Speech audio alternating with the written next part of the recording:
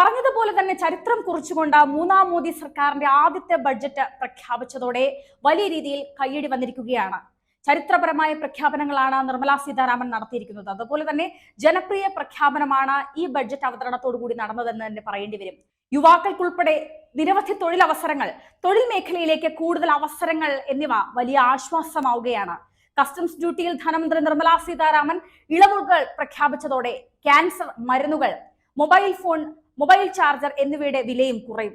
ഇറക്കുമതി ചെയ്യുന്ന സ്വർണത്തിന്റെയും വെള്ളിയുടെയും വിലയും കുറയും. സ്വർണം ഗ്രാമിന് 420 രൂപ വരെ കുറയാൻ സാധ്യതയുണ്ടെന്നാണ് പുറത്തുവരുന്ന വിവരം. ബഡ്ജറ്റിലാണ് ധനമന്ത്രിയുടെ ഈ നിർണായകമായ പ്രഖ്യാപനങ്ങൾ ഉണ്ടായിരിക്കുന്നത്.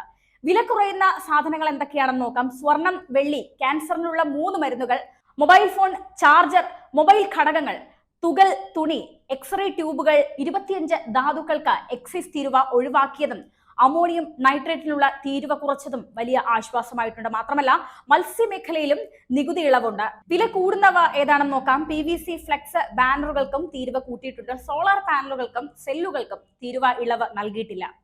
മാത്രമല്ല ആന്ധ്രയ്ക്ക് 15,000 കോടിയുടെ പാക്കേജാണ് പ്രഖ്യാപിച്ചത്. ബീഹാറിലെ റോഡ് പദ്ധതികൾക്കായി 26,000 കോടി രൂപയുടെ പദ്ധതികളും ധനമന്ത്രി നിർമ്മലാ സീതാരാമൻ പ്രഖ്യാപിച്ചു.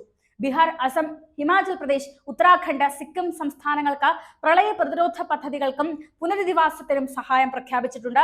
കാർഷികോൽപാദനം വർദ്ധിപ്പിക്കൽ, തൊഴിൽ നൈപുണ്യ വികസനം, മാനവശേഷി വികസനം, സാമൂഹിക നീതി, ഉൽപാദന സേവന മേഖല, നഗരവികസനം, ഊർജ്ജ സുരക്ഷ, അടിസ്ഥാന സൗകര്യ വികസനം, ഇന്നൊവേഷൻ, ഗവേഷണം, വികസനം, പുതുതലമുറ വികസനം എന്നിവയാണ് ബജറ്റിന്റെ മുൻഗണനാ വിഷയങ്ങളിൽ ആദ്യമായി പ്രഖ്യാപിച്ചിരിക്കുന്നത്.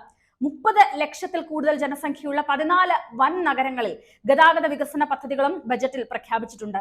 മറ്റൊരു പ്രത്യേകത കൂടിയുണ്ട്. ഇന്നത്തെ സമ്പൂർണ്ണ ബജറ്റോടെ സ്വതന്ത്ര ഇന്ത്യയിൽ തുടർച്ചയായി ഏറ്റവും കൂടുതൽ ബജറ്റുകൾ അവതരിപ്പിച്ച നേട്ടത്തിൽ CD ദേശ്മുഖിനൊപ്പം ധനമന്ത്രി നിർമ്മലാ സീതാരാമനും ഇപ്പോൾ ഇടം പിടിച്ചിരിക്കുകയാണ്. അത് മാത്രമല്ല ശമ്പളക്കാർക്കും ആശ്വാസമേകിയിട്ടുണ്ട്.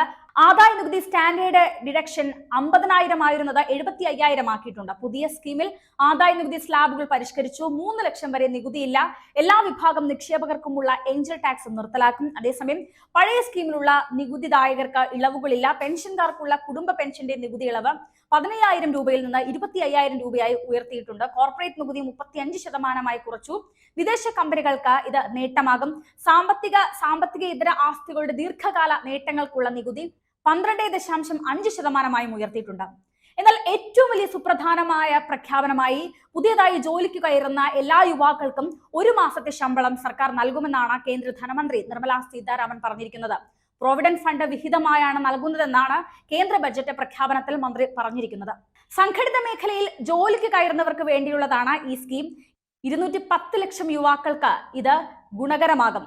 EPFOയിൽ എൻറോൾ ചെയ്തിരിക്കുന്നതിനനുസരിച്ചായിരിക്കും ഈ സ്കീമിന് അർഹരാകുക. 15,000 രൂപ വരെയുള്ള തുക 3 ഇൻസ്റ്റാൾമെന്റുകളായാണ് നേരിട്ട് അക്കൗണ്ടിലേക്ക് എത്തുക. മാസം 1 ലക്ഷം രൂപ വരെ ശമ്പളം ലഭിക്കുന്നവർക്കാണ് ഇതിന് അർഹത നേടുന്നത്. 3ാം വട്ടം അധികാരത്തിലേറിയ സർക്കാരിന്റെ ഭൂരിപക്ഷത്തെ തടഞ്ഞു നിർത്തിയത് തൊഴിലില്ലായ്മയും കൂടിയായിരുന്നുവെന്നാണ് വിലയിരുത്തൽ. ആ റിപ്പോർട്ടിന്റെ അടിസ്ഥാനത്തിലാണ് ഇപ്പോൾ യുവാക്കൾക്ക് അനുകൂലമായിക്കൊണ്ട് ഇത്തരത്തിൽ ഒരു വമ്പൻ പ്രഖ്യാപനം നിർമ്മലാ സീതാരാമൻ നടത്തിയിരിക്കുന്നത്. ഏതായാലും ഇത് ജനപ്രിയ പ്രഖ്യാപനം തന്നെയാണ്. 3ാം മോദി സർക്കാരിന്റെ ചരിത്രം തന്നെ മാറ്റി എഴുതിയ പ്രഖ്യാപനമായി നിർമ്മലാ സീതാരാമന്റെ ഈ സമ്പൂർണ്ണ ബജറ്റ് പ്രഖ്യാപനം മാറിയിരിക്കുകയാണ്. യുവാക്കൾക്കുൾപ്പെടെ ജനപ്രിയകരമായ പല പ്രഖ്യാപനങ്ങളും ഇപ്പോൾ പുരോഗമിച്ചുകൊണ്ടിരിക്കുകയാണ്. ഏതായാലും കേരളത്തെ സംബന്ധിച്ചുള്ള പ്രഖ്യാപനങ്ങളൊന്നും തന്നെ ഇതുവരെയും വന്നിട്ടില്ല. ഏതായാലും 3ാം മോദി സർക്കാരിന്റെ ആദ്യത്തെ സമ്പൂർണ്ണ ബഡ്ജറ്റ് പ്രഖ്യാപിക്കുന്നതോടുകൂടി ഇതൊരു ചരിത്ര നേട്ടമാവുകയാണ്. അത് BJPക്കും അതുപോലെ തന്നെ 3ാം മോദി സർക്കാരിനും വീണ്ടും അധികാരത്തിലേറാനുള്ള ഒരു ശക്തിയായി ഈ ബഡ്ജറ്റ് പ്രഖ്യാപനം മാറുമെന്ന കാര്യത്തിൽ യാതൊരു സംശയവുമില്ല.